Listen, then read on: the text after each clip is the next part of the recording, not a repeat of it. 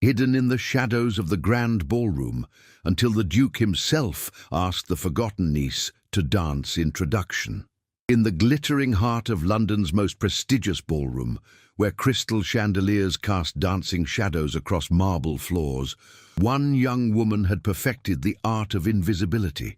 Eleanor Hartley had learned long ago that being poor relation meant being ornamental furniture, seen but never noticed, present but never acknowledged. For 3 long seasons, she had stood in the shadows while her beautiful cousins waltzed into brilliant matches.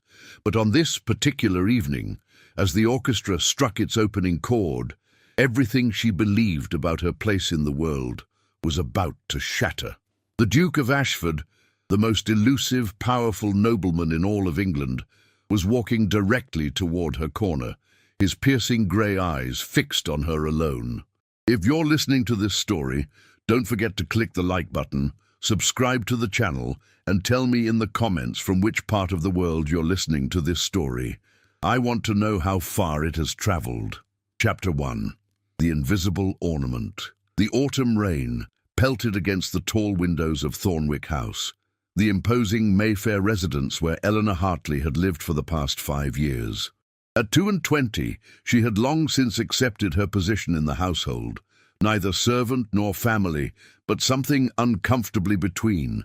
Her aunt, Lady Constance Thornwick, had taken her in after her father's death left her penniless, a gesture of familial duty rather than affection. Eleanor stood before the looking-glass in the small chamber she occupied on the 3rd floor, far from the spacious apartments her cousins Beatrice and Lavinia enjoyed. Her reflection showed a young woman with rich chestnut hair, clear hazel eyes, and delicate features that might have been called lovely in different circumstances. But fine features meant little without a dowry, without connections, without the intangible quality of belonging that her cousins possessed in abundance. "Eleanor, where have you hidden yourself?" Lady Constance's imperious voice echoed up the stairwell.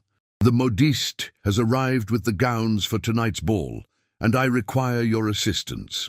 Eleanor hurried down the curved marble staircase to the drawing-room, where her aunt presided over a sea of silk, satin, and lace. Beatrice and Lavinia preened before mirrors, their blonde curls artfully arranged, their complexions glowing with youth and privilege. At 18 and 19 respectively, they had already received several respectable offers, but Lady Constance held out for titles and significant fortunes. "Ah, there you are," Lady Constance said, barely glancing at Eleanor. "Make yourself useful. Beatrice's hem needs adjusting, and Lavinia requires someone to hold her train while she practices her entrance." Eleanor knelt obediently, pins between her lips, her nimble fingers working the expensive fabric.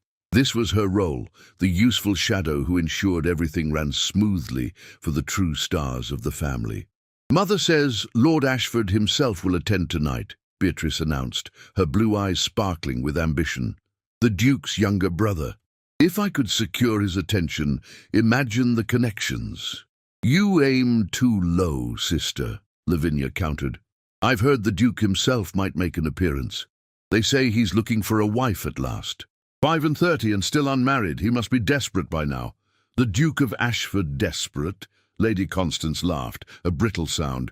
"My dear, men like Christopher Ashford are never desperate. He commands the largest fortune in England, has the ear of the Prime Minister, and owns half of Yorkshire. If he deigns to marry, it will be on his terms entirely." Eleanor listened silently, her hands steady as she adjusted the hem. She had heard of the Duke, of course. Everyone had. Christopher Ashford was a legend in society, brilliant, formidable, and notoriously selective about his company. He had inherited his title at 21 after his father's sudden death, and had transformed the Ashford holdings into an empire spanning shipping, railways, and manufacturing. The newspapers called him the Iron Duke for his business acumen and his unwillingness to suffer fools. "What will you wear tonight, Eleanor?" Beatrice asked suddenly, a note of cruel amusement in her voice. Eleanor looked up, meeting her cousin's eyes. "The grey silk, I imagine. The one Lady Constance gave me last season. The grey silk, Lavinia repeated, exchanging a glance with her sister. How appropriate. You'll blend perfectly with the wallpaper. Lavinia, that's unkind, Lady Constance chided, though her tone lacked conviction. Eleanor knows her place. She's there to be helpful, not to draw attention. Besides, the grey is perfectly respectable for someone in her position. Someone in her position. The words settled over Eleanor like a familiar weight. She was the charity case, the poor relation, perpetually grateful for scraps from the family table. Her father, Lady Constance's younger brother, had been a scholar, brilliant but impractical, more interested in ancient manuscripts than worldly success. When he died of fever 5 years ago, leaving nothing but debts and books, Eleanor's world had contracted to the margins of other people's lives. That evening, as the Thornwick carriage rolled through London's gaslit streets toward the Marquis of Pemberton's townhouse, Eleanor sat in the backward-facing seat, her grey silk dress carefully arranged to take up as little space as possible. Beatrice and Lavinia chattered excitedly about the evening's prospects, while Lady Constance reviewed their strategy for capturing the most eligible bachelor's attention. The Marquis of Pemberton's ballroom was a masterpiece of Regency elegance. Soaring ceilings adorned with elaborate plasterwork, walls covered in champagne silk, and 3 magnificent crystal chandeliers that cast a warm glow over the assembled company. The cream of London society filled the space, titled ladies in jewel-toned gowns, gentlemen in impeccable evening dress, the air thick with expensive perfume, ambition, and barely concealed rivalry. Eleanor found her customary position near a pillar draped with hothouse flowers, close enough to the ballroom to observe, far enough to avoid being trampled. From here, she could watch her cousins make their calculated rounds, could see Lady Constance negotiating introductions, could observe the complex dance of society without being required to participate. She had learned to find a certain peace in invisibility. Here in the shadows, she could think her own thoughts, imagine her own stories. She observed how Lady Morrison's smile never reached her eyes when she greeted her husband's sister, how young Lord Fairfax's hands trembled slightly when he approached the beautiful Miss Worthington, how the older dowagers formed a formidable wall of judgment along the room's perimeter. An hour passed. Then, too, the orchestra played waltzes and country dances. Beatrice secured the attention of a baronet's son, while Lavinia flirted expertly with a wealthy merchant's heir whom Lady Constance would never allow her to actually marry. Eleanor watched it all, a ghost at the feast. Then the room's energy shifted. Conversations faltered mid-sentence, heads turned toward the entrance. Even the orchestra seemed to play more softly. The Duke of Ashford had arrived. Eleanor had seen many grand entrances, but this was something different. Christopher Ashford didn't need to announce himself or seek attention. He commanded it simply by existing. He was tall, perhaps 6 feet 2 inches, with dark hair silvered slightly at the temples, a strong jaw, and those remarkable grey eyes that seemed to assess everything in a single glance. He wore his evening clothes with unconscious elegance, and there was something in his bearing, a certainty, a power, that made every other man in the room seem somehow diminished. He moved through the crowd with Lady Pemberton on his arm, accepting greetings with polite brevity, his expression courteous but remote. Eleanor watched as ambitious mothers steered their daughters into his path, as established hostesses vied for his attention, as even the most jaded society matrons straightened their postures and brightened their smiles. "That's him," a young woman whispered nearby. "They say he's finally decided to marry. My mother's already planning how to arrange an introduction." "Good luck," her companion replied. "They also say he's impossibly particular. Last season he attended exactly 3 balls, danced twice, and left London without showing preference for anyone." Eleanor observed the Duke with the same detached interest she applied to all social phenomena. He was impressive, certainly, but men like that existed in a different sphere entirely. What could the concerns of dukes possibly have to do with forgotten nieces who wore grey silk and stood in shadows? As the evening wore on, her feet began to ache in her worn dancing slippers. Lady Constance had not allocated funds for new ones, and Eleanor had carefully mended these to last another season. She shifted her weight slightly, wondering how many more hours she would need to maintain her post before the family would be ready to depart. "Eleanor, fetch me some lemonade," Beatrice commanded, appearing suddenly with flushed cheeks and bright eyes. "And hurry, Lord Westbrook has promised me the next waltz." Eleanor dutifully made her way to the refreshment room, navigating the crowd with practiced efficiency. She returned with 2 glasses, one for Beatrice, one for Lavinia, and resumed her position by the pillar. The evening stretched ahead, an endless repetition of the same scenes she had witnessed for 3 long seasons. But what Eleanor didn't know, couldn't see from her shadowed corner, was that she had been noticed. Christopher Ashford, Duke of Ashford, stood across the ballroom, engaged in conversation with the Marquis of Pemberton, but his attention had snagged on something unexpected. A young woman in grey silk who moved through the crowd like water, visible and invisible at once, present but somehow separate from the performance surrounding her.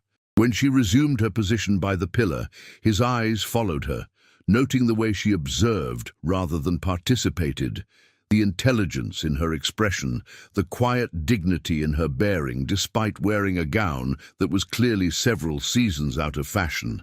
In a room full of peacocks demanding attention, here was a sparrow who asked for none, and that made her the most interesting person present.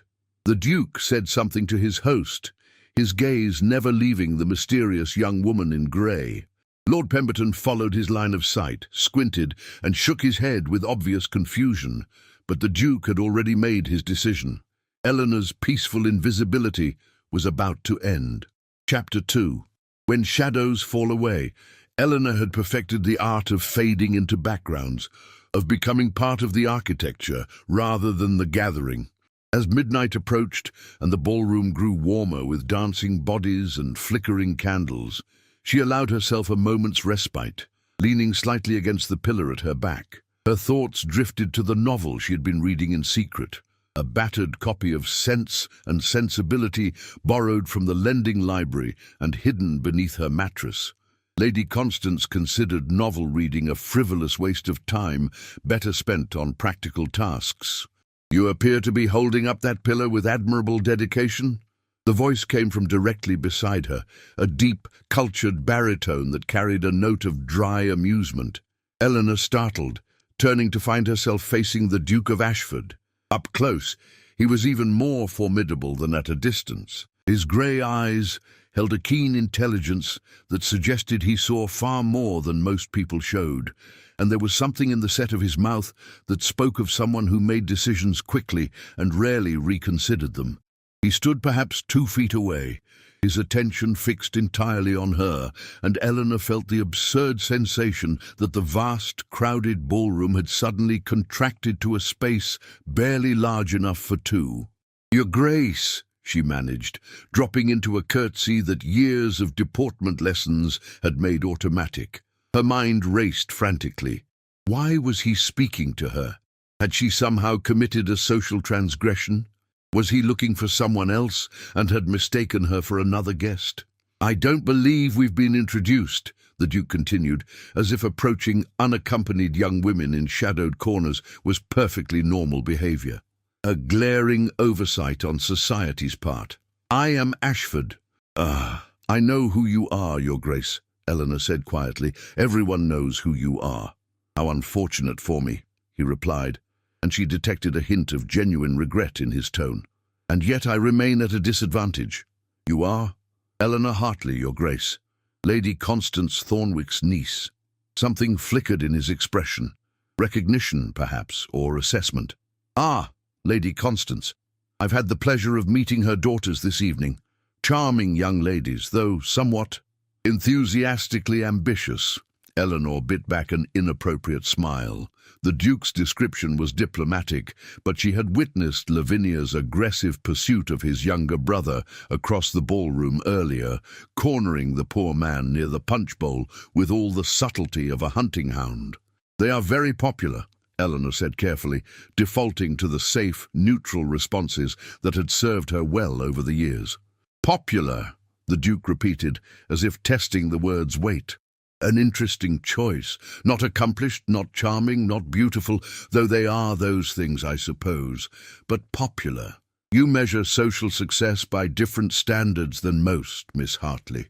Eleanor felt heat rise in her cheeks. She had said too much, revealed too much. "Forgive me, Your Grace, I didn't mean to imply—" "You implied nothing inappropriate.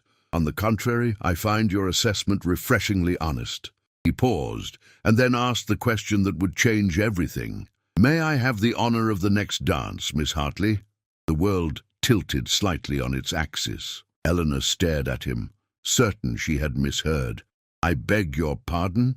"The next dance," he repeated patiently, "unless you're already engaged, in which case I shall have to challenge my rival to pistols at dawn.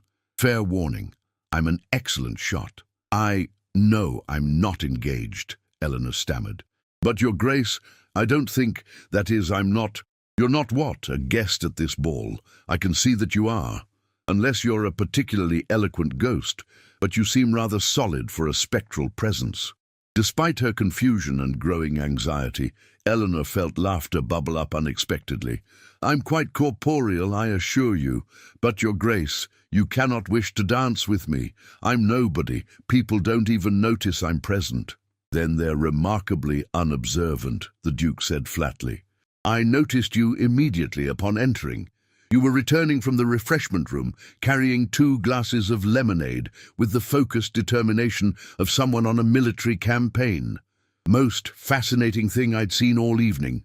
Before Eleanor could formulate another protest, the orchestra struck up the opening bars of a waltz. The Duke extended his hand, and Eleanor found herself taking it without conscious decision, as if her body had decided to override her mind's panicked objections. The moment his hand touched her waist and their palms met, the ballroom's ambient noise seemed to recede. Eleanor had danced before. Lady Constance had insisted she learn, if only so she could partner with instructors when her cousins needed practice. But she had never danced at an actual ball, never been led by someone who commanded the floor with such natural authority. The Duke waltzed beautifully, with precision and confidence, guiding her through the steps as if they had practiced together for years. Eleanor followed instinctively, her earlier nervousness dissolving into something else. A strange, exhilarating awareness of movement and music, and the man whose grey eyes never left her face. "You dance well, Miss Hartley," he observed. "Who taught you?" "The same dancing master who taught my cousins, Your Grace. Lady Constance believes in comprehensive education, even for poor relations." "Poor relations," he repeated, his tone thoughtful. "So that's your designated role in the family? The useful one who fetches lemonade and adjusts hems?" Eleanor's steps faltered slightly, but he steadied her effortlessly. "You're very direct, Your Grace. I have no patience for pretense. It's one of my many defects. So tell me, is that what you are, the family's unpaid companion?" There was no judgment in his voice, only genuine curiosity. Eleanor found herself answering with unusual honesty. "I suppose I am. My father died 5 years ago, leaving me with nothing but books and affection. Lady Constance took me in. I'm grateful for her charity." "Charity?" the Duke said, investing the word with subtle skepticism. "And in exchange for this charity, you serve as lady's maid, companion, and decorative furniture." "I have a home and food and safety," Eleanor replied, defensive despite herself. "That's more than many in my position could claim." "True, but something tells me you deserve more than mere survival, Miss Hartley." The waltz swirled them past Lady Constance, whose face had gone through several remarkable transformations in quick succession. Shock, disbelief, calculation, and finally a strained attempt at gracious pleasure.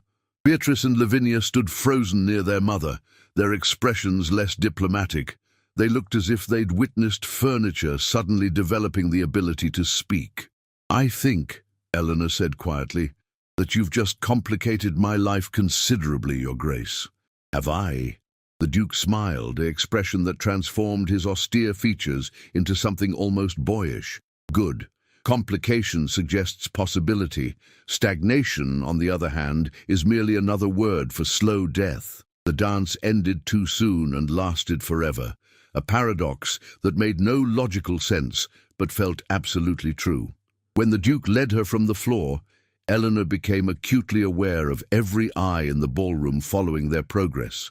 Whispers erupted in their wake like disturbed waters closing behind a ship's passage. Lady Constance materialized immediately, her smile fixed and artificial. "Your Grace, what an unexpected honor. I see you've made Eleanor's acquaintance. Such a dear girl, so helpful around the house. Beatrice and Lavinia were just saying they hoped you might favor them with a dance." "I'm afraid I must disappoint them," the Duke said smoothly. "I'm engaged for the next dance as well." He turned to Eleanor, his expression grave but his eyes sparkling with something that might have been mischief. "Miss Hartley, would you do me the honor?" Yes, Your Grace," Eleanor heard herself say, ignoring Lady Constance's strangled sound of protest. The second dance was a country dance, requiring less intimate contact but more conversation. As they moved through the patterns, the Duke continued his gentle interrogation. "What do you read, Miss Hartley?" "Everything I can acquire, Your Grace. Novels, histories, philosophy when I can understand it, poetry when I cannot." "Favorite author?" "Miss Austen, though I'm also partial to Mrs. Radcliffe when I want drama." "Political opinions?" Eleanor laughed, startled. "Your Grace, young ladies aren't supposed to have political opinions." "Nonsense! Everyone has political opinions. Most young ladies simply learn to hide them behind fan work and insipid conversation about the weather. You strike me as more intelligent than that." "You're very presumptuous, Your Grace. I prefer to think of it as efficient character assessment. So, Whigs or Tories? I think both parties have valid points and profound blind spots, and I wish someone would actually focus on conditions in the factories and mines rather than endless debates about parliamentary procedure." The Duke's expression shifted, something like approval warming his austere features. "You've been reading the reform pamphlets." "When I can find them," Eleanor admitted. Lady Constance would be horrified.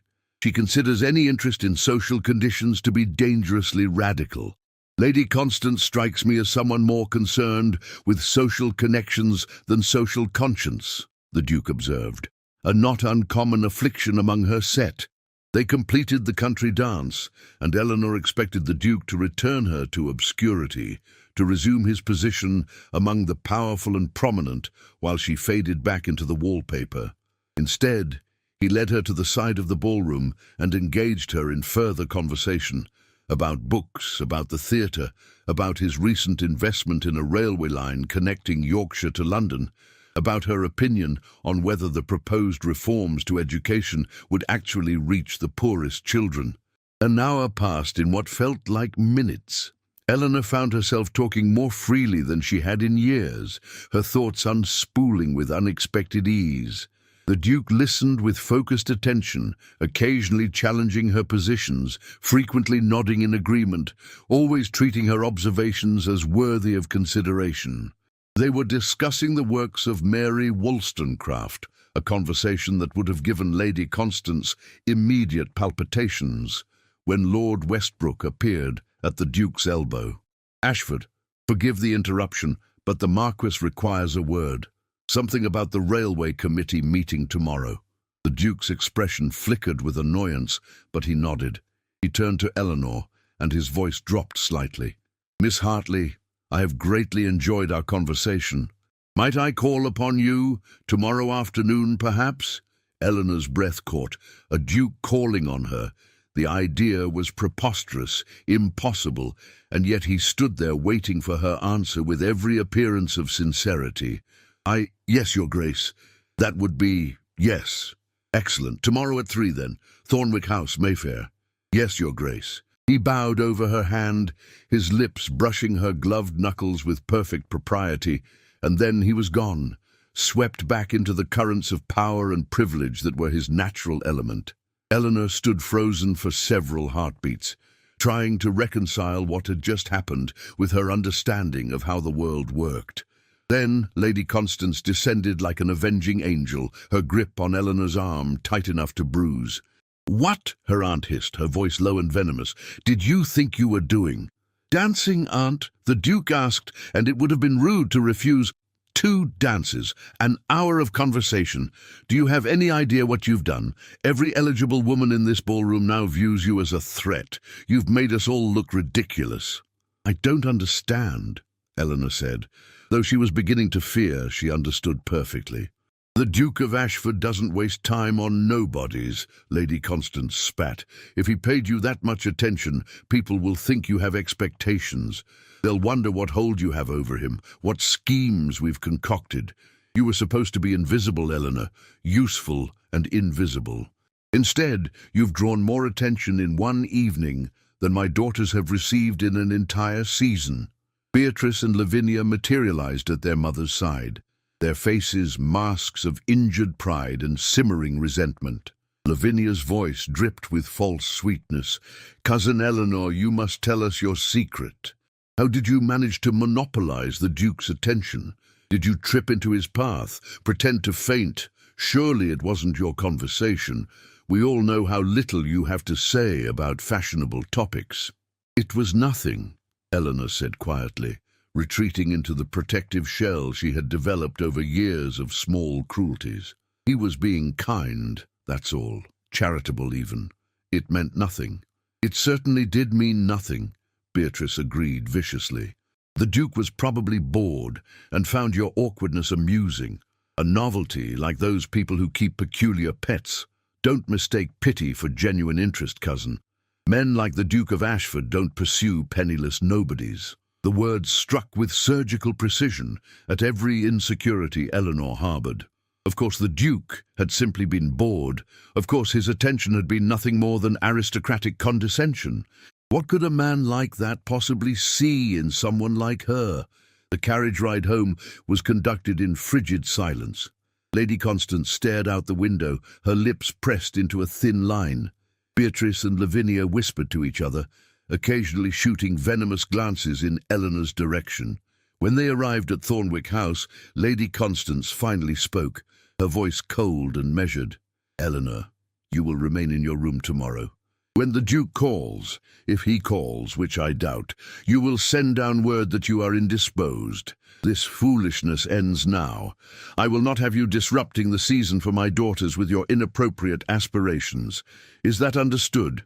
"But, Aunt—" "Is that understood?" Eleanor stood in the entrance hall, still wearing her grey silk gown, and felt the familiar weight of her position settle back over her shoulders. For one evening she had been visible. She had conversed with a brilliant man, as if she were his equal. She had felt briefly like someone whose thoughts and opinions mattered. Now the cage door was closing again, and she had no power to keep it open. "Yes, Aunt," she whispered. "I understand." She climbed the stairs to her small third-floor chamber, removed the grey silk with mechanical movements, and lay in bed staring at the ceiling as dawn light began to creep across the sky. The Duke would call tomorrow, and she would not be there to receive him. He would assume she had no interest, or perhaps he would understand immediately that she had been forbidden from seeing him. Either way, the brief, bright moment would be over. Eleanor Hartley would return to being furniture, and the Duke of Ashford would forget he had ever asked a forgotten niece to dance. But in the darkness of her room, Eleanor allowed herself one small rebellion. She didn't cry over what she had lost. Instead, she held close the memory of being seen, truly seen, by someone who treated her thoughts as valuable and her presence as desirable. For one evening, she had not been invisible. That memory, at least, was hers to keep. Chapter 3. Sanctuary and Second Chances. The following morning arrived with the kind of grey drizzle that turned London streets into rivers of mud and dampened spirits, along with clothing. Eleanor woke before dawn, her sleep fractured by dreams of waltzing in ballrooms that transformed into cages, of conversations interrupted by walls rising between words. Lady Constance's decree had been absolute. Eleanor was to remain in her chamber, claiming illness when the Duke called, if he called. The household operated on the assumption that a man of the Duke's stature would quickly forget a single evening's diversion. Eleanor sat by her narrow window, watching rain trace patterns on the glass, and tried to convince herself that her aunt was right. The Duke had been kind, perhaps even amused by her, but men like Christopher Ashford didn't genuinely pursue penniless relations. She had read enough novels to know how these stories ended. The grand gentleman moved on, and the unremarkable heroine retreated to sensible obscurity. At precisely 3 o'clock, the doorbell rang. Eleanor's heart lurched, despite her resolve to remain detached. She heard the butler's measured tread, the murmur of voices in the entrance hall, and then footsteps ascending the stairs, not to her third-floor room, but to the main drawing-room where Lady Constance held court. 10 minutes passed, then 20. Eleanor pressed her ear to her chamber door, but could hear only muffled conversation. At the 30-minute mark, she heard the Duke's departure, his voice carrying a note she couldn't quite interpret. Disappointment, perhaps, or something sharper. She was returning to her window seat when her door opened without preamble. Lady Constance entered, her face flushed with barely suppressed fury.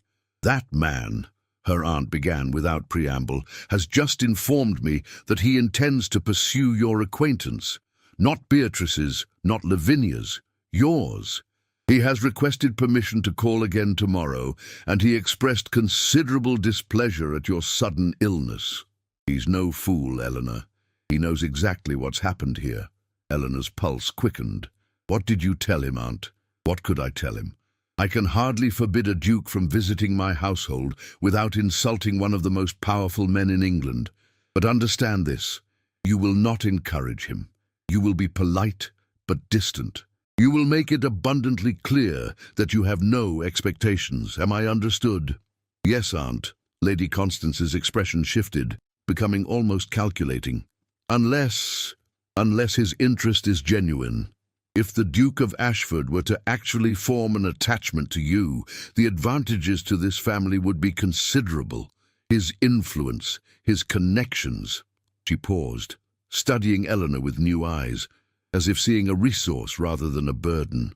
"You're not without appeal, I suppose. Adequate features, a tolerable figure.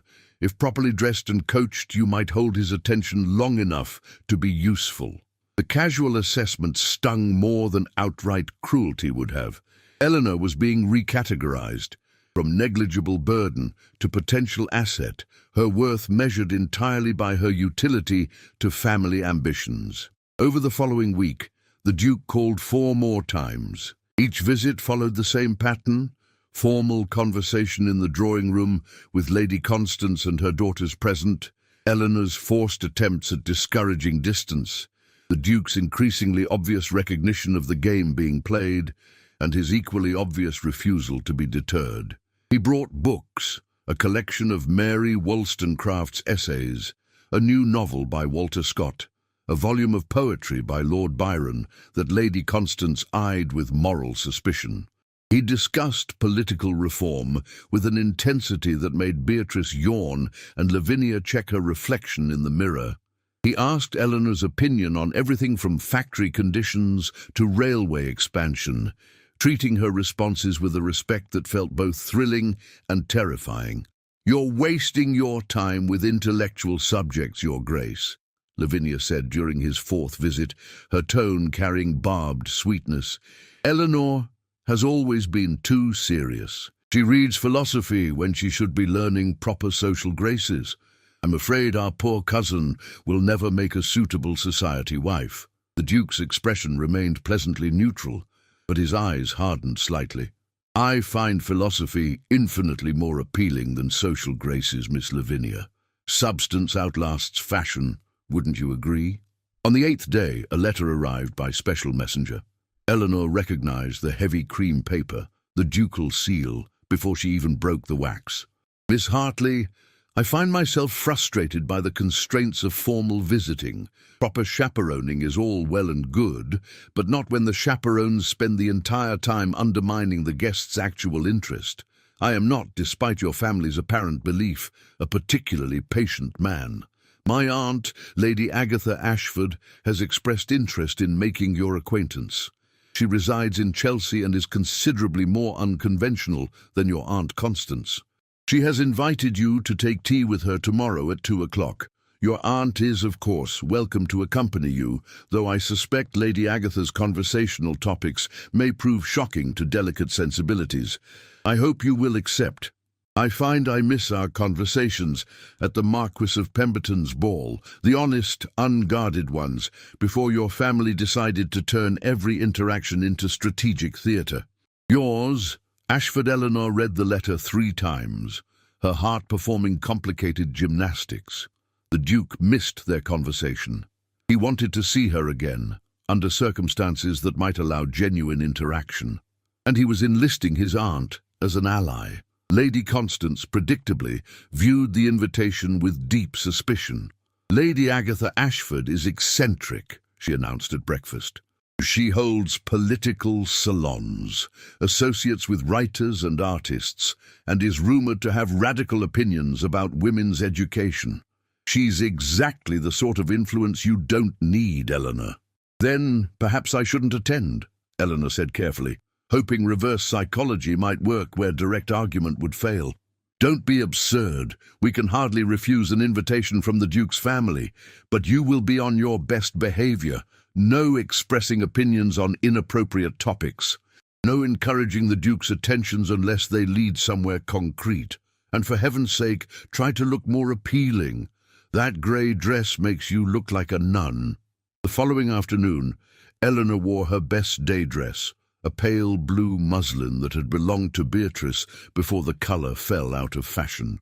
Lady Constance accompanied her in the carriage, delivering a lengthy lecture on proper behaviour and the importance of not embarrassing the family.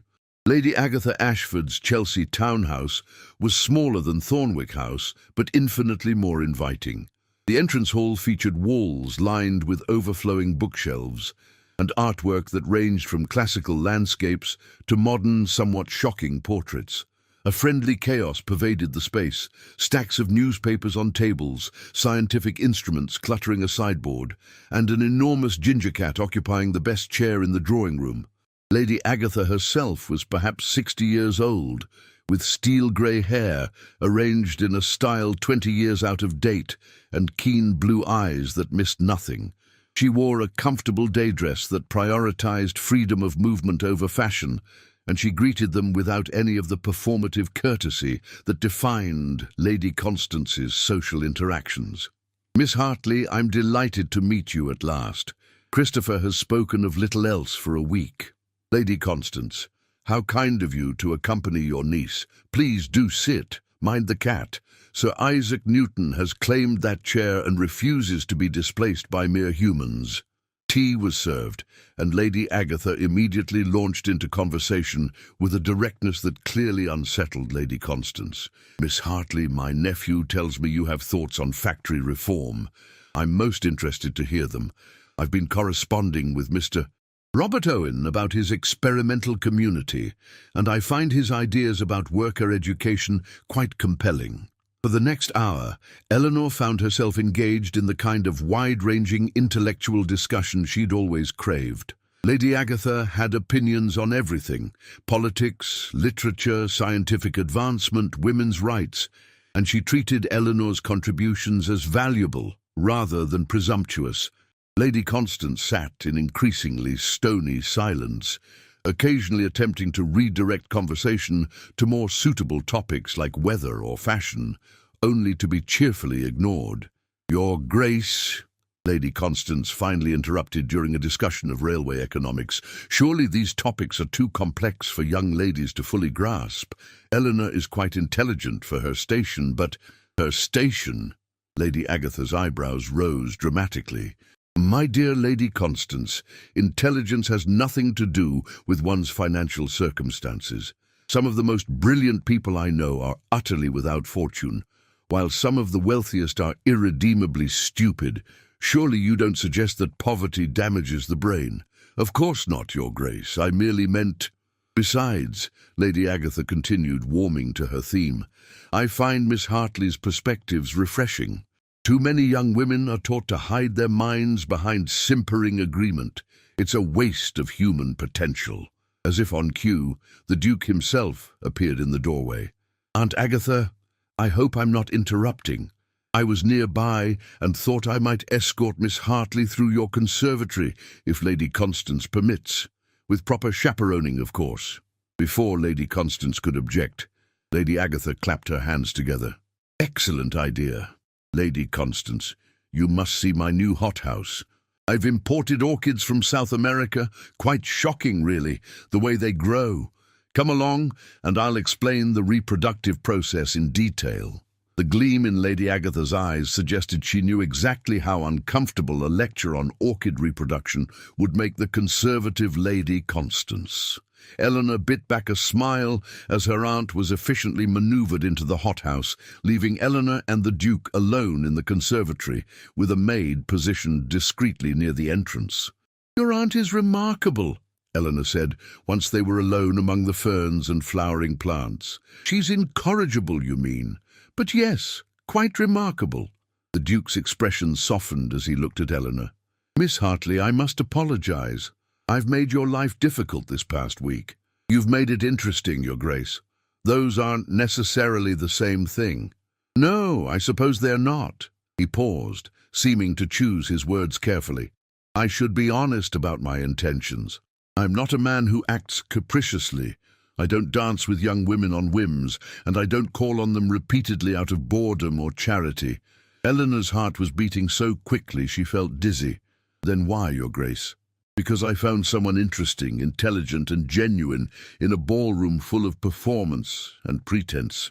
Because you treated me like a person rather than a title. Because in one evening's conversation, you challenged my thinking more than a month of parliamentary debates. He stepped closer.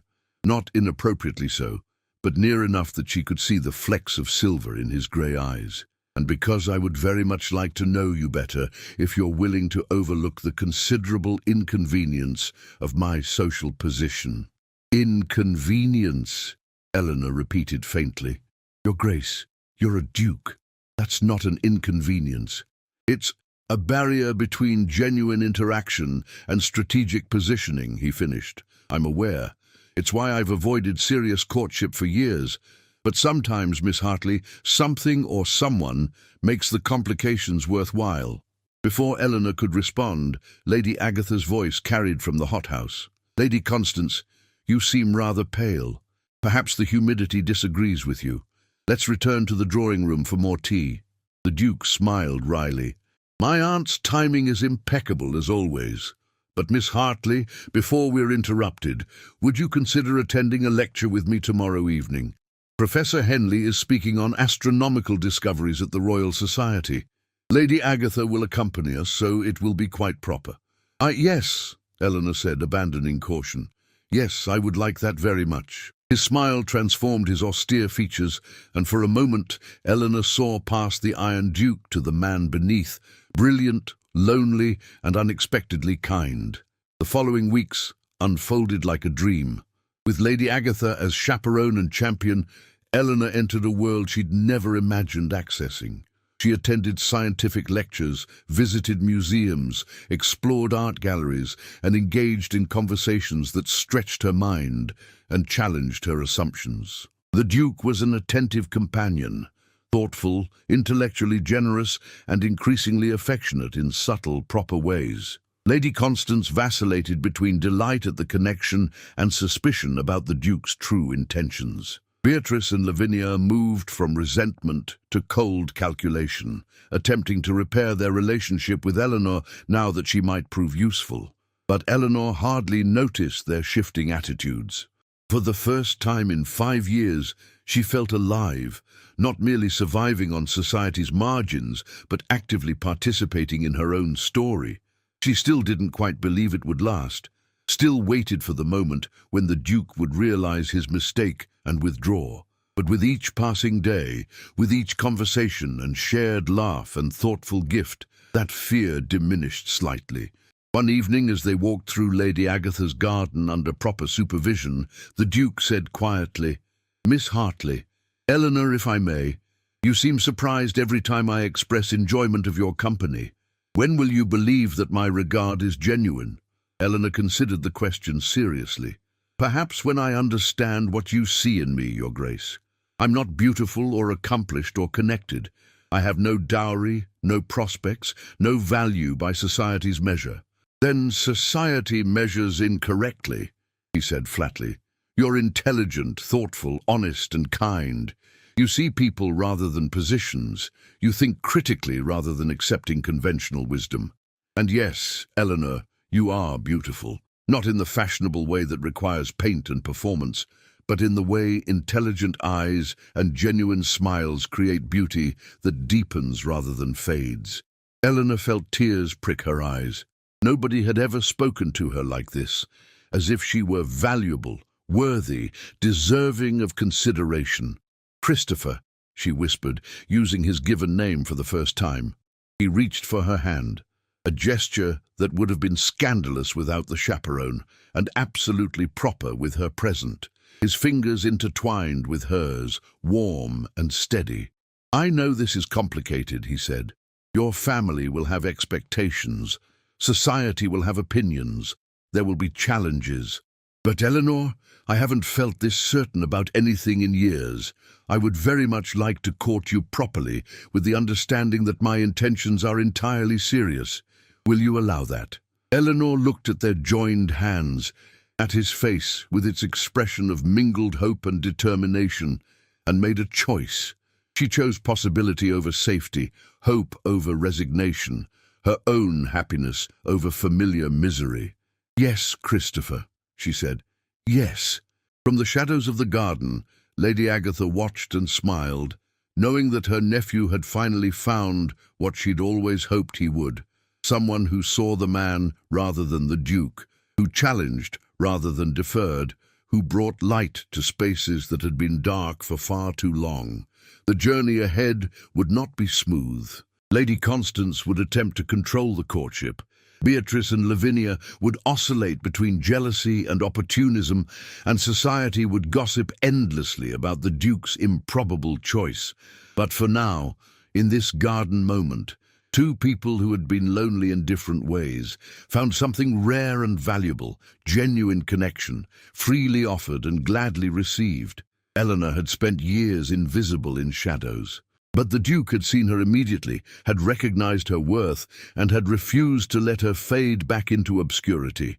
And now, slowly, Eleanor was learning to see herself through his eyes, not as a burden or obligation, but as someone deserving of love, respect, and happiness.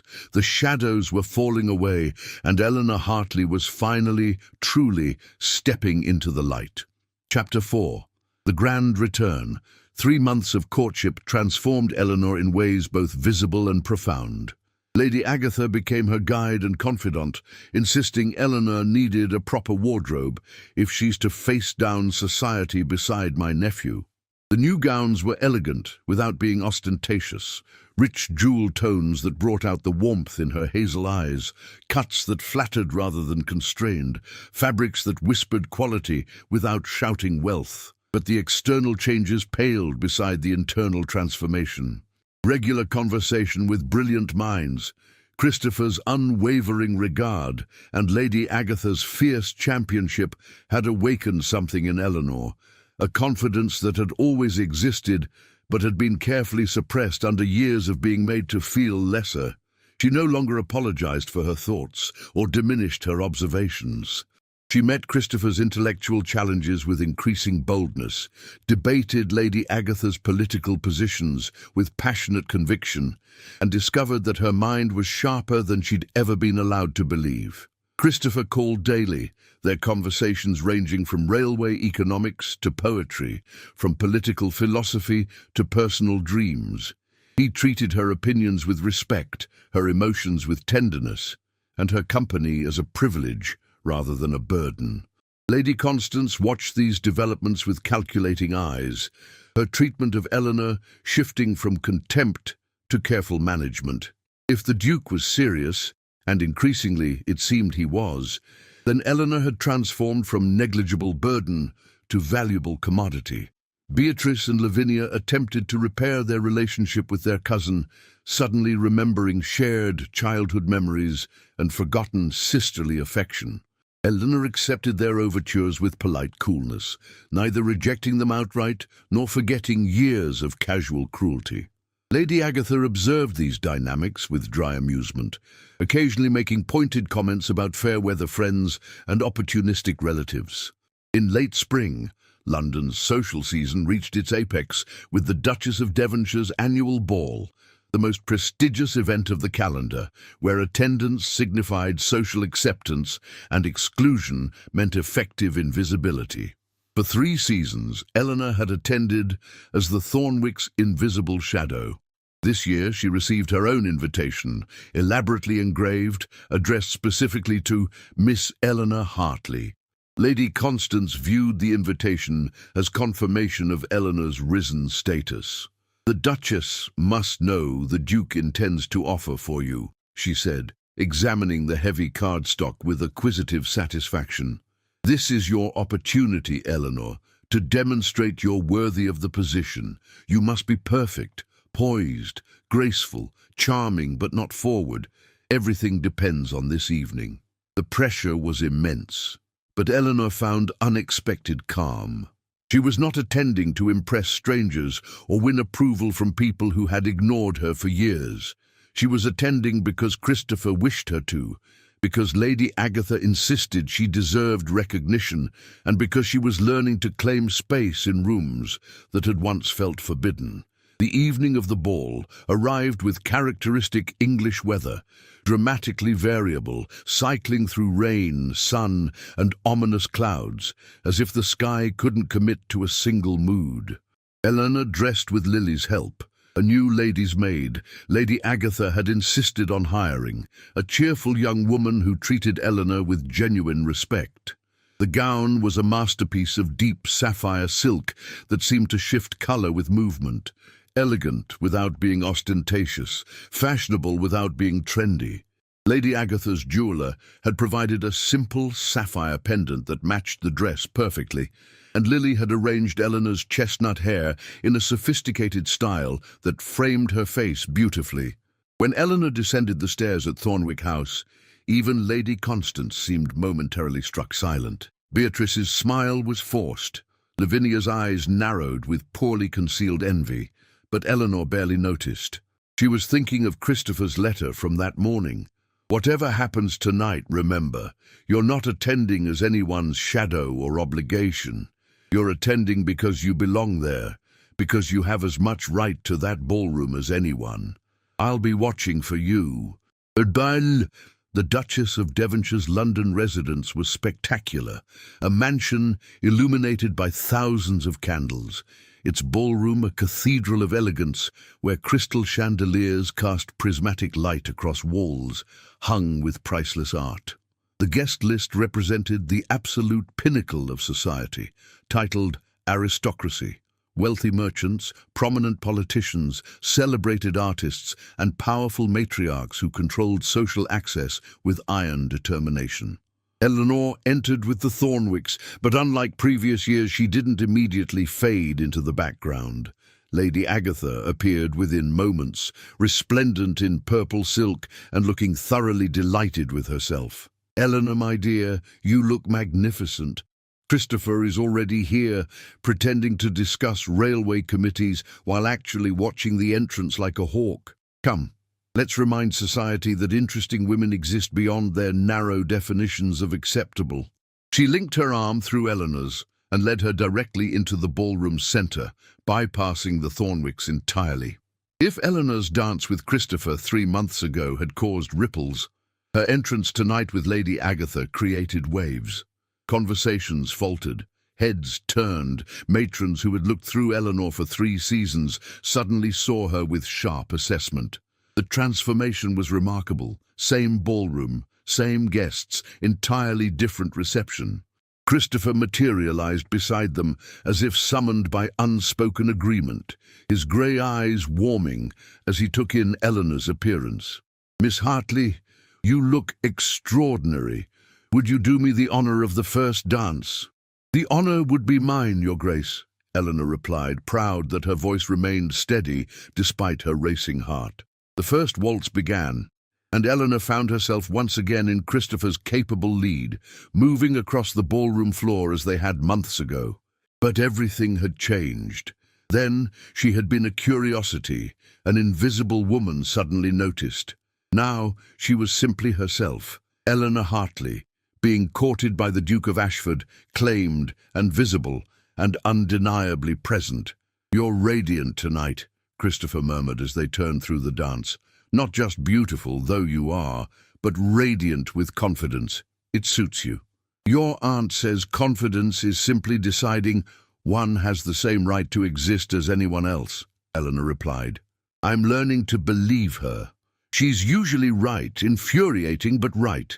He paused, then added quietly, "Eleanor, I need to speak with you privately tonight. After this dance, will you walk with me in the conservatory? Properly chaperoned, of course." Eleanor's heart skipped. "Of course." The dance ended, and Christopher escorted her through the crowd toward the conservatory. But their path was immediately blocked by a familiar figure. Lord Sterling Thorne hadn't been at the Marquis of Pemberton's ball months ago, but Eleanor knew of him. Everyone did. He was one of London's most eligible bachelors, wealthy, connected, and devastatingly handsome in a conventional way. He was also Lady Constance's cousin and had been positioned as Beatrice's primary marital target for 2 seasons. "Ashford, good evening," Sterling said with smooth confidence. "I hope you don't mind if I steal Miss Hartley for a dance. I've heard so much about her transformation. Quite remarkable, really, from invisible cousin to society's latest fascination." There was something in his tone, not quite mockery, but a note of amused condescension, as if Eleanor's rise was entertaining performance rather than genuine worth. Christopher's expression cooled noticeably. "Miss Hartley's dance card is full this evening, Thorne. Perhaps another time." "Surely she can spare one dance," Sterling persisted, his smile fixed. "After all, we're practically family. My cousin Lady Constance has been her guardian for years." Before Christopher could respond, Beatrice appeared at Sterling's side, her hand possessively on his arm. "Lord Thorne promised me this dance weeks ago," she said, her voice honey-sweet and eyes hard. Surely he wasn't about to renege on his commitment. The moment crystallized with uncomfortable clarity.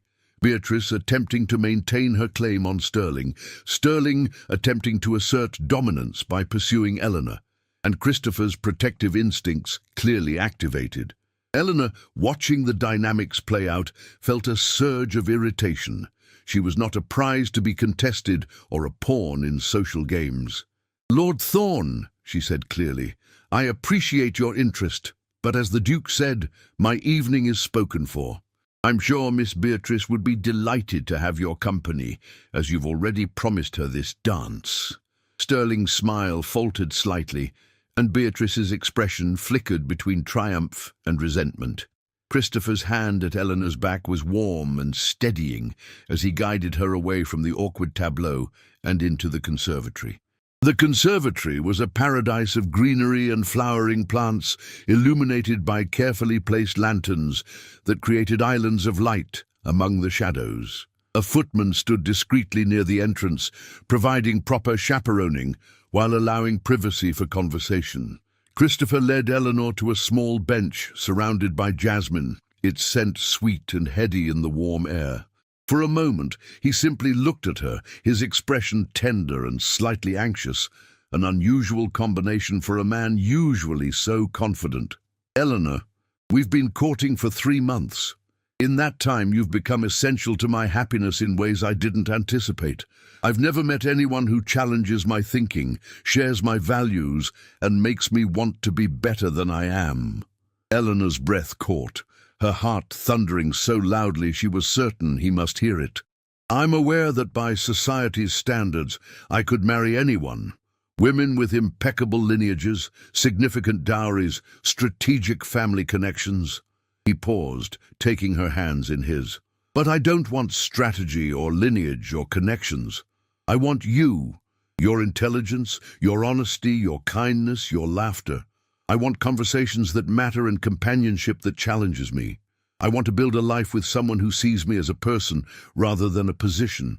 Christopher, Eleanor whispered, tears threatening. I know this is complicated. Your family will have opinions. Society will gossip. There will be people like Sterling Thorne who view our connection as somehow suspect, as if your worth is less because you lack fortune. His voice hardened slightly. But Eleanor, I've built railways across impossible terrain and negotiated with Parliament's most stubborn minds. I'm perfectly equipped to handle gossip and social complications. He knelt, maintaining hold of her hands, and Eleanor's world contracted to this moment. The scent of jasmine, the warmth of his hands, the sincerity in his grey eyes. Eleanor Hartley, will you marry me? Will you take on the considerable inconvenience of being a duchess and the hopefully more appealing prospect of being my wife, my partner, my equal in all things that matter? Eleanor looked at him. This brilliant, powerful man kneeling in a conservatory, offering her not just position and wealth, but genuine love and respect. 3 months ago, she had been invisible furniture in her aunt's household. Now she was being asked to become a duchess, to partner with someone who valued her mind as much as her heart. Yes, she said, her voice clear and certain. Yes, Christopher, I will marry you. His smile was incandescent. He rose, pulling her to her feet, and for a moment they simply stood there, hands clasped, the enormity of the commitment settling around them like a blessing. Then he reached into his pocket and produced a ring, a sapphire surrounded by diamonds, simple and exquisite. This was my grandmother's, he said softly, sliding it onto her finger. She was brilliant and unconventional and drove my grandfather to distraction with her political opinions. I think she would have liked you tremendously. Eleanor looked at the ring sparkling on her finger, then up at the man who had seen her when she was invisible, who had valued her when she was considered worthless, who had offered her not just security, but genuine partnership. I love you, she said, the words feeling both momentous and utterly natural. I think I have since that first dance, though I couldn't let myself believe it was possible. Believe it, Christopher said firmly. And Eleanor, I love you too, more than I thought I could love anyone. They returned to the ballroom, and the announcement spread through the crowd like wildfire. Eleanor watched reactions ripple across familiar faces. Lady Constance's triumphant satisfaction, Beatrice and Lavinia's complicated mixture of envy and calculation, Sterling Thorne's barely concealed irritation, and Lady Agatha's uncomplicated joy. The Duchess of Devonshire herself approached, her expression warm. Miss Hartley, or should I begin practicing your grace? Congratulations. Ashford is remarkably fortunate. I've observed you this season and found your transformation quite admirable. Or perhaps not a transformation at all, but simply becoming visible to those of us who should have noticed you sooner. For the rest of the evening, Eleanor danced and conversed and accepted congratulations, the sapphire ring catching candlelight with every movement. She was not naive. She knew there would be challenges ahead, knew some would always view her as an opportunist who had somehow trapped a duke. But surrounded by people who genuinely mattered, Christopher, Lady Agatha, and a growing circle of true friends, the opinions of petty detractors seemed increasingly irrelevant. Late in the evening, she overheard Sterling Thorne in conversation with a cluster of gentlemen, his voice carrying just enough to be clearly intended for her hearing. Quite a coup for the Thornwick chit, from charity case to duchess. One wonders what arts she employed to secure Ashford's regard. Before Eleanor could respond, or before Christopher could intervene with what promised to be scorching eloquence, Lady Agatha materialized beside Sterling with the devastating precision of a guided missile.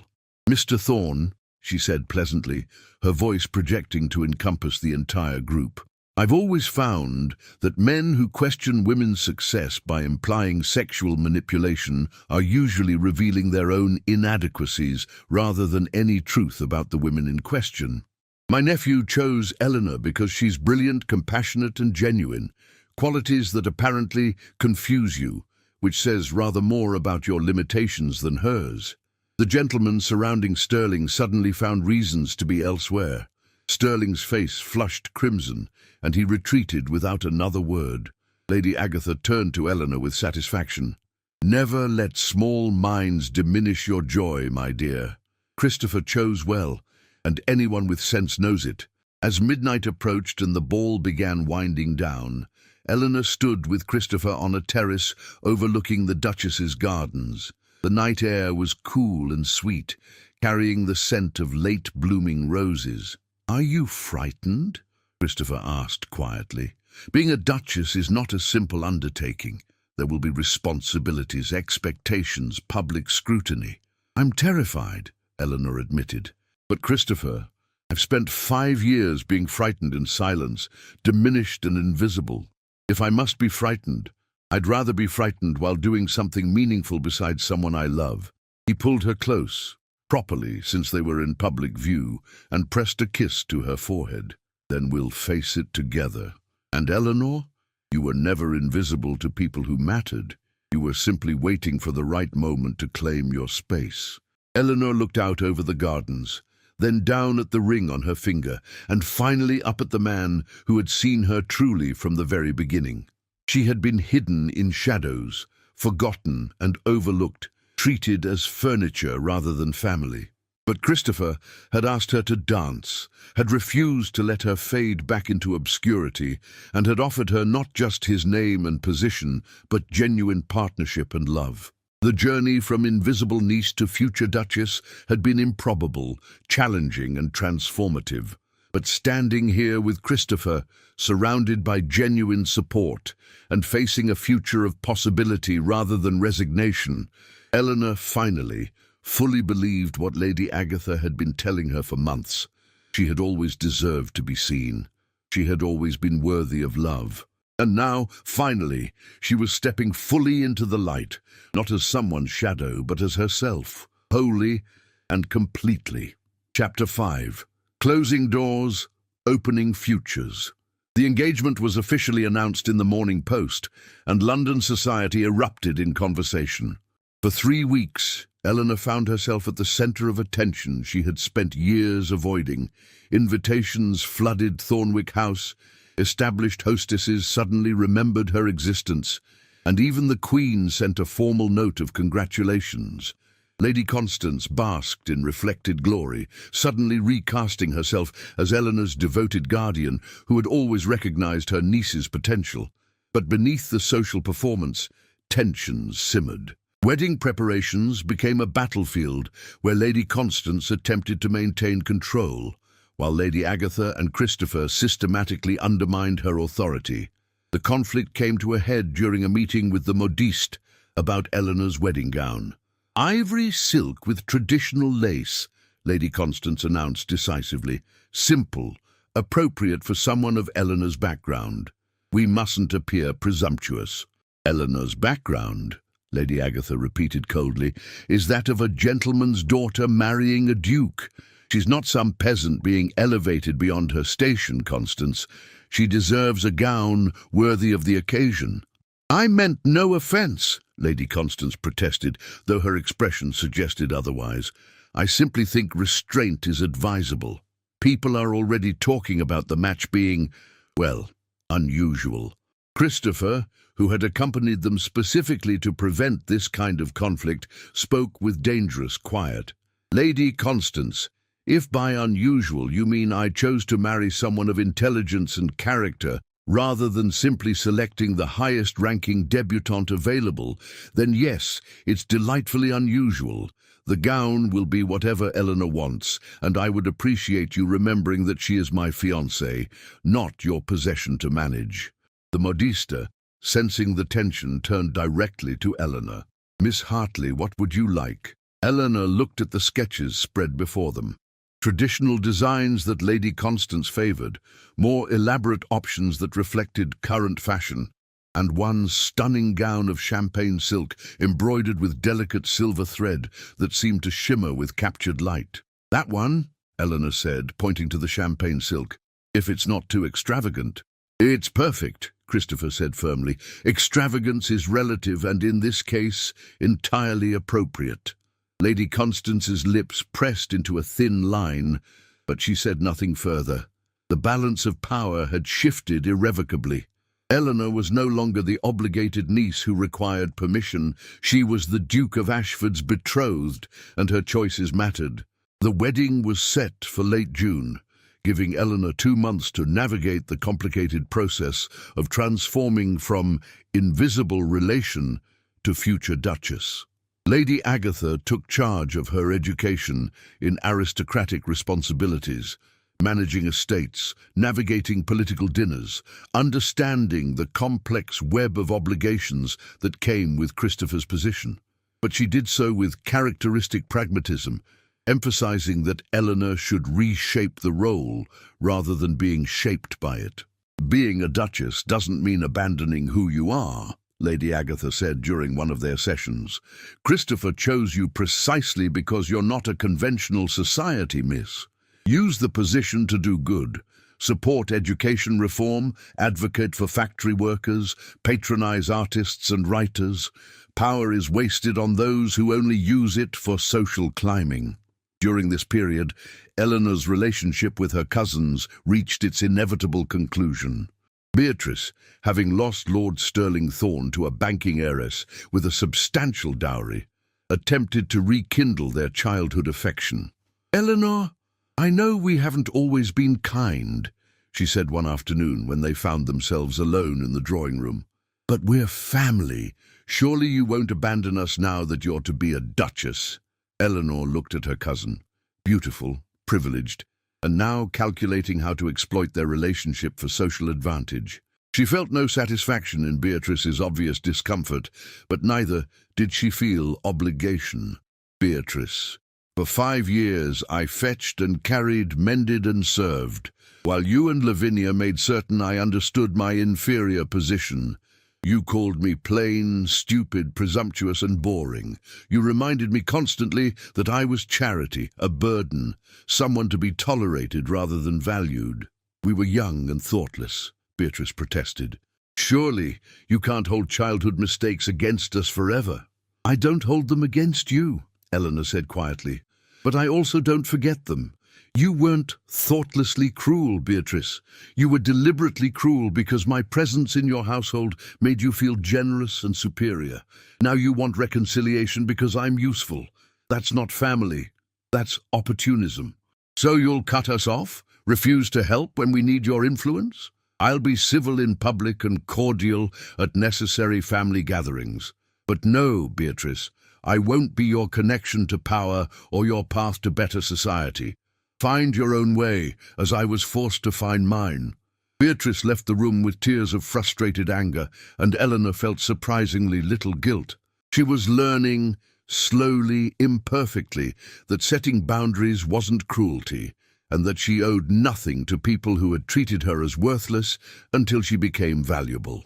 More complicated was the conversation with Lady Constance herself. 2 weeks before the wedding, as Eleanor packed her belongings to move to Lady Agatha's townhouse until the ceremony, her aunt appeared in her small third-floor chamber. "Eleanor, I hope you understand that everything I did was for your own good," Lady Constance began without preamble. "Taking you in, educating you, introducing you to society, none of that was required. You were penniless. I could have sent you to be a governess or companion." Eleanor folded a dress carefully before responding. "You're right, Aunt. You took me in when you weren't obligated to. But let's be honest about the nature of that charity. You needed an unpaid servant and enjoyed having someone in the household who was perpetually grateful and inferior. I earned my keep 10 times over with 5 years of service. How dare you?" "I dare because I'm no longer dependent on your goodwill." Eleanor's voice remained calm, but her eyes were steady. "I'm grateful you didn't turn me out completely." But I'm not grateful for the constant reminders of my worthlessness, the deliberate diminishment, or the way you weaponized charity to ensure I never forgot my place." Lady Constance's face flushed with anger, and something that might have been shame. "The Duke has made you proud and ungrateful. This is what comes of people marrying above their station. They forget where they came from." "No, Aunt, I remember exactly where I came from. I came from a father who loved books and ideas more than money, who taught me that worth isn't measured in pounds sterling or social position. You tried to make me forget that, to make me believe I was only as valuable as my utility to you. Christopher simply reminded me of what I always was, someone deserving of respect and love." "Fine words," Lady Constance said bitterly.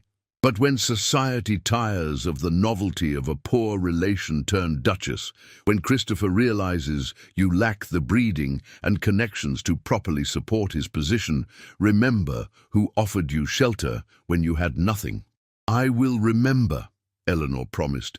"I'll remember that you offered shelter without warmth, support without respect, and family without love. And I'll remember that when I have power and resources, I should use them to ensure no other young woman feels as worthless as you made me feel." Lady Constance left without another word, and Eleanor resumed packing. She felt no triumph in the confrontation, but she felt something perhaps more valuable: closure. The cage door was open, and she was walking through it freely. The final weeks before the wedding passed in a blur of fittings, preparations, and necessary social performances. Eleanor met Christopher's family, a jovial younger brother and his wife, several cousins of varying temperaments, and an elderly uncle who had presided over the family investments for decades. They welcomed her warmly, guided by Christopher's obvious devotion and Lady Agatha's fierce advocacy. She also began understanding the scope of her future responsibilities. Christopher's primary estate was Ashford Hall in Yorkshire, a magnificent property with tenant farms, a village, and several smaller holdings. He also owned a shipping concern, held significant railway investments, and sat on multiple boards that influenced everything from banking regulations to factory safety standards. "It's overwhelming," Eleanor admitted to Lady Agatha one evening. "I'm not sure I'm prepared to manage all of this." "Nobody is ever fully prepared," Lady Agatha replied pragmatically.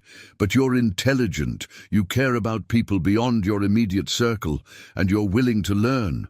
That's more than most duchesses bring to the position.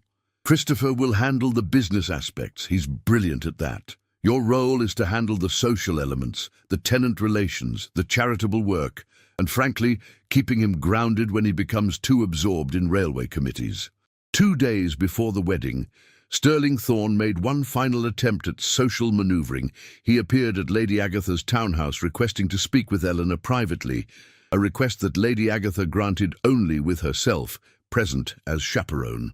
"Miss Hartley," Sterling began with his practiced charm, "I wanted to apologize for my previous comments. They were ungentlemanly and unfair." "Thank you," Eleanor said neutrally, waiting for the actual purpose of his visit. "I also wanted to say that I understand what you've accomplished, rising from obscurity to the Duke of Ashford's side. It's remarkable, really. You've played your hand brilliantly." Lady Agatha's eyebrows rose dangerously, but Eleanor responded before she could intervene. "Mr. Thorne, if you've come to apologize by suggesting I played a hand or manipulated my way into Christopher's regard, your apology is rejected. I didn't strategize or scheme. I simply was myself, and Christopher valued that. I'm sorry if genuine connection is such a foreign concept to you that you must interpret it as calculated performance." Sterling's charming mask slipped slightly. "I merely meant that you saw an opportunity and seized it. Nothing wrong with that. In fact, I wondered if perhaps you might remember those less fortunate now that you have access to such resources. Beatrice, for instance. A word from you to the right people could significantly improve her prospects." And there it was, the actual purpose of the visit. Eleanor felt a weary disappointment that even now, even on the eve of her wedding, people viewed her as a resource to exploit, rather than a person deserving respect. Mr. Thorne, I remember very clearly how you treated me when I had no power or position. I remember Beatrice's casual cruelty and Lavinia's dismissive contempt. Now you appear, asking me to use my influence on their behalf. The answer is no, not out of vengeance, but out of self-respect. I will not reward people who valued me only when I became useful. That's remarkably petty for someone about to become a duchess, Sterling said coldly, his charm evaporating entirely. That's remarkably entitled for someone who treated me as insignificant until I became connected to power, Eleanor countered. Now, unless you have genuine business with Lady Agatha, I believe this conversation is concluded. Sterling departed with barely concealed fury, and Lady Agatha laughed with unabashed delight. My dear, you're going to be a magnificent duchess. That was perfectly executed. Firm without being cruel, clear without being aggressive. Christopher chose extraordinarily well. The night before her wedding, Eleanor stood in her chamber at Lady Agatha's townhouse, looking at the champagne silk gown hanging by the window. Tomorrow, she would marry Christopher Ashford and become a duchess. She would leave behind the small third-floor room at Thornwick House, the grey silk dresses, the position of invisible utility. She thought about her father, who had valued knowledge over wealth and kindness over position. She thought about the 5 years of feeling worthless, of serving and diminishing and hiding her light, and she thought about the man who had seen her in a ballroom corner and decided she was worth knowing, worth valuing, worth loving. There was a soft knock at her door, and Lady Agatha entered carrying 2 glasses of sherry. I thought you might appreciate some company tonight. Tomorrow will be spectacular, but exhausting. They sat together by the fire, and Lady Agatha raised her glass in a toast. To Eleanor Hartley, who survived being made invisible and chose to claim her rightful space. May you never diminish yourself for anyone's comfort again. Eleanor touched her glass to Lady Agatha's, tears pricking her eyes. Thank you, she said quietly, for seeing me when others looked through me, for treating me as if I had value when I'd almost forgotten I did. My dear child, Lady Agatha said softly, I didn't give you value. You always had it. I simply refused to participate in the collective delusion that you didn't. Now get some rest. Tomorrow you marry my nephew, become a duchess, and begin the life you deserve. Eleanor slept deeply that night, and when she woke to her wedding day, she felt ready, not because she had all the answers or knew exactly what lay ahead, but because she knew, finally and completely, that she was worthy of whatever came next. The wedding took place on a perfect June morning at St. George's Church in Hanover Square, where London's most prominent families married under soaring architecture and centuries of tradition. Eleanor walked down the aisle on Lady Agatha's arm, a deliberate choice that caused some raised eyebrows but felt absolutely right.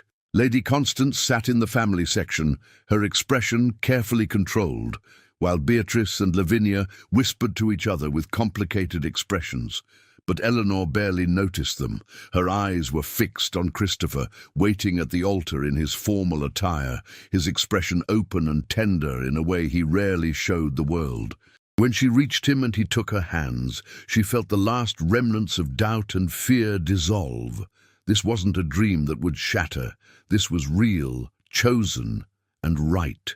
The ceremony was beautiful, traditional vows spoken with genuine feeling. The weight of the ring, Christopher slid onto her finger, both literal and symbolic. When the bishop pronounced them husband and wife, and Christopher kissed her with gentle reverence, Eleanor felt transformation complete. She was no longer the forgotten niece or the invisible cousin. She was Eleanor Ashford, Duchess of Ashford, beginning a new chapter entirely. The wedding breakfast was held at Ashford House, Christopher's London residence, a magnificent property that was now her home. The guest list included political leaders, prominent artists, business magnates, and social leaders, all of whom treated Eleanor with the deference due a duchess. It was surreal and occasionally overwhelming, but Christopher remained beside her, his hand at her back, a constant reassurance. Late in the afternoon, they departed for Ashford Hall, the estate in Yorkshire that would become their primary residence. The journey took 2 days by train and carriage, and Eleanor used the time to ask questions about the property, the tenants, and Christopher's expectations for her role. "I don't have expectations in the traditional sense," Christopher said as they watched countryside roll past the carriage windows. "I don't need you to host political dinners unless you wish to, or maintain social connections you find tedious. Be yourself, Eleanor. The woman I married, not some idealized duchess from a conduct manual. Ashford Hall needs someone who cares about the people there, who sees beyond aristocratic theatre to actual lives and real needs. You're already that person." Ashford Hall exceeded Eleanor's imaginings. The house itself was a masterpiece of Georgian architecture set in rolling parkland, but more impressive were the grounds, extensive gardens, a working home farm, tenant cottages in good repair, and a village where the estate's influence shaped everything from school funding to medical care. The servants, assembled to greet their new duchess, regarded Eleanor with cautious curiosity. She was an unknown quantity, neither born to aristocracy nor connected to the established families they understood. But Christopher introduced her with obvious pride, and Lady Agatha, who had arrived ahead of them, provided enthusiastic endorsement. "Your new duchess is not your typical aristocratic ornament," Lady Agatha announced to the assembled staff. "She thinks, she reads, she has opinions, and she actually cares about people. Treat her with respect, and you'll find her fair. Cross her, and you'll discover she has a spine of steel." Questions? The head housekeeper, Mrs. Patterson, stepped forward, a formidable woman of perhaps 60 with keen eyes and a measuring expression. "Your Grace, we'd be honored if you'd tour the house and grounds at your convenience. We want you to feel welcome here." Eleanor smiled, recognizing both genuine warmth and strategic assessment. Mrs. Patterson was determining what kind of duchess she would be. "I'd like that very much, Mrs. Patterson. Tomorrow morning, perhaps? I'm eager to learn everything about Ashford Hall and how best to serve the estate." Something shifted in Mrs. Patterson's expression.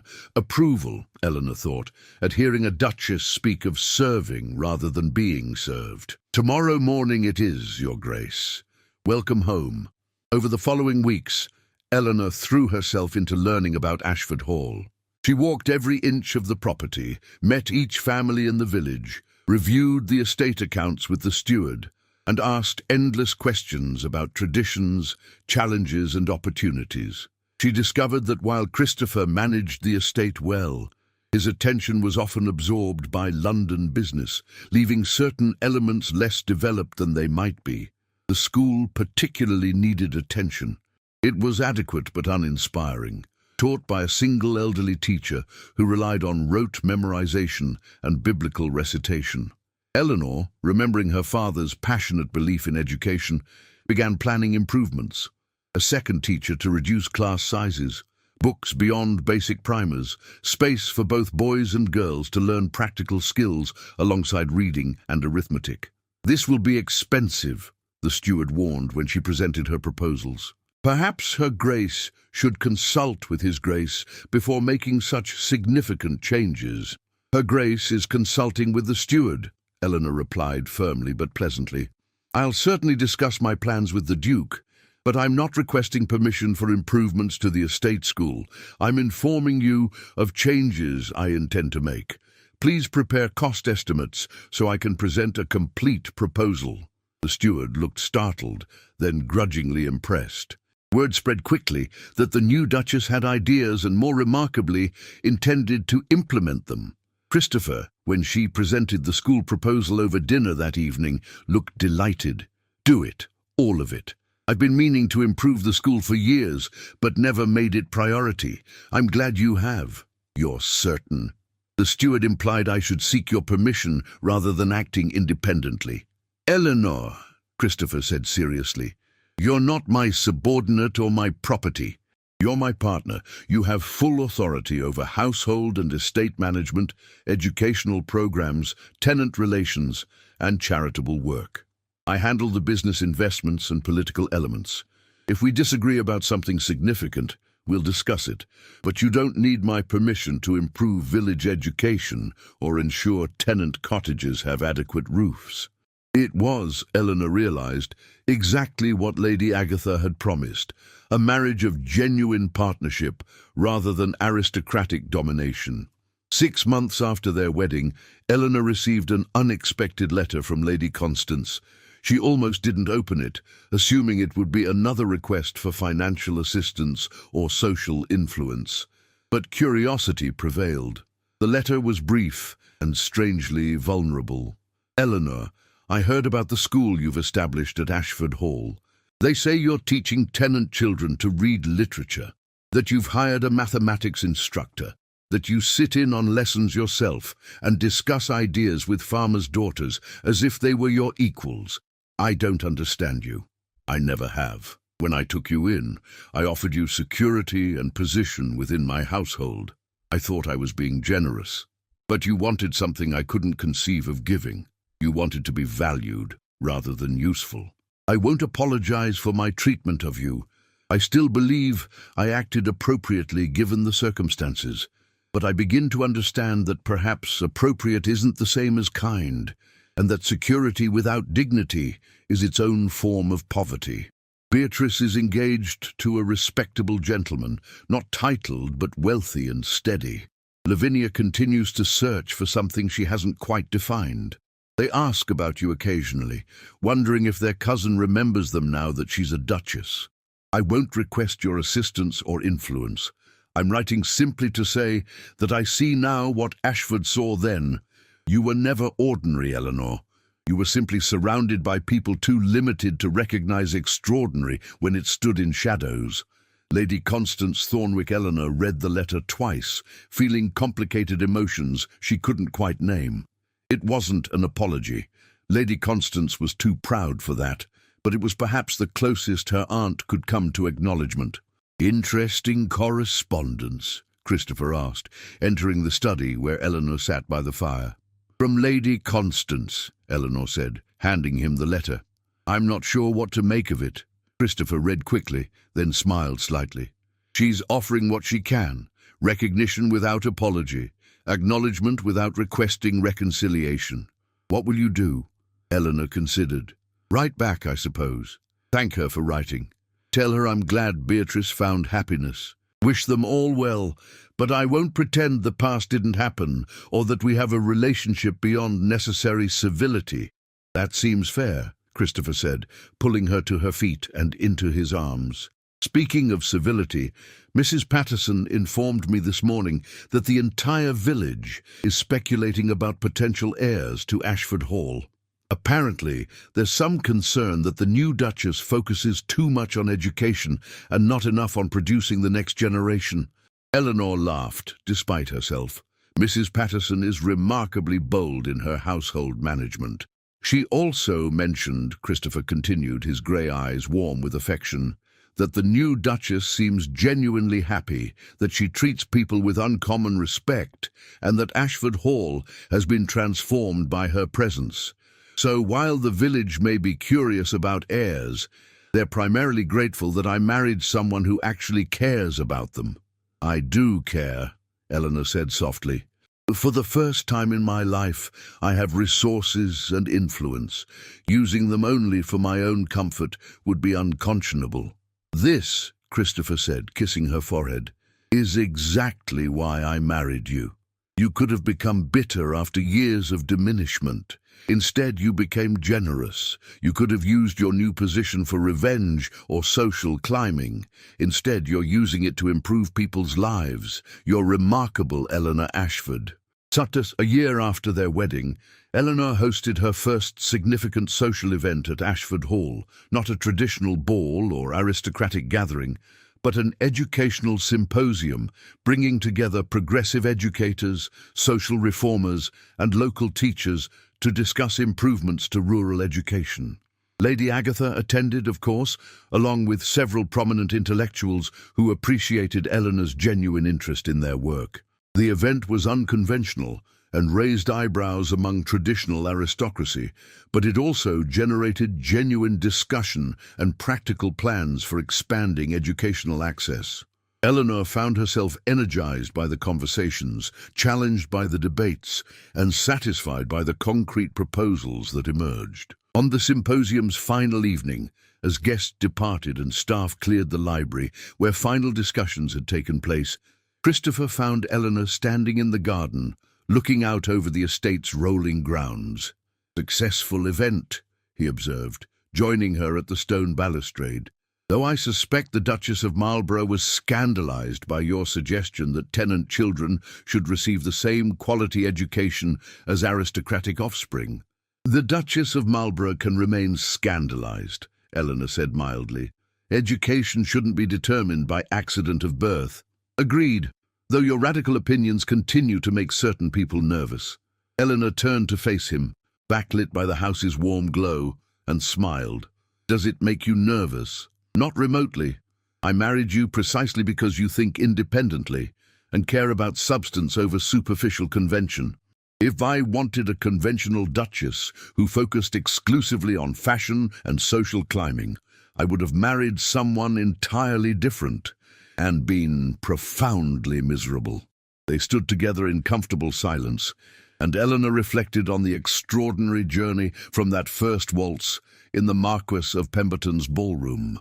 She had been hiding in shadows, invisible and diminished, certain her life would be an endless repetition of serving others while her own desires and talents withered unexpressed.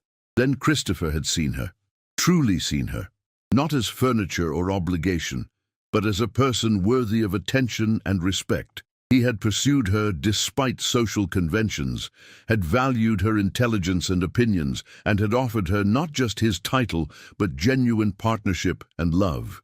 More importantly, he had helped her see herself differently. Eleanor had spent years believing she was worthless because others treated her that way. Christopher's steady regard, Lady Agatha's fierce advocacy, and her own growing confidence had taught her that worth wasn't bestowed by others' opinions. It existed inherently, waiting to be recognized and claimed. "What are you thinking?" Christopher asked, studying her expression. "That I was hidden in shadows for so long," Eleanor said slowly. "Invisible to everyone, including sometimes myself. But you asked me to dance, Christopher. You refused to let me fade back into obscurity, and you've continued asking me to dance, metaphorically, every day since. To step into light, to claim space, to believe I deserve to be seen." "You always deserved to be seen," Christopher said firmly. "I simply had the good fortune and good sense to notice what others overlooked." "Perhaps," Eleanor agreed. "But I think we found each other at exactly the right moment. I was ready to be seen. You were ready to see beyond aristocratic theatre to genuine connection. And together we've built something real. A partnership, a life, a family in the making." She placed his hand over her abdomen, where new life was beginning to grow, a secret she'd been waiting for the right moment to share. Christopher's eyes widened, then filled with emotion too profound for words. He pulled her close, holding her with gentle reverence. "A child," he whispered. "Our child." "Yes," Eleanor confirmed. "Due in early spring, the doctor says." They stood together in the garden as evening deepened into night.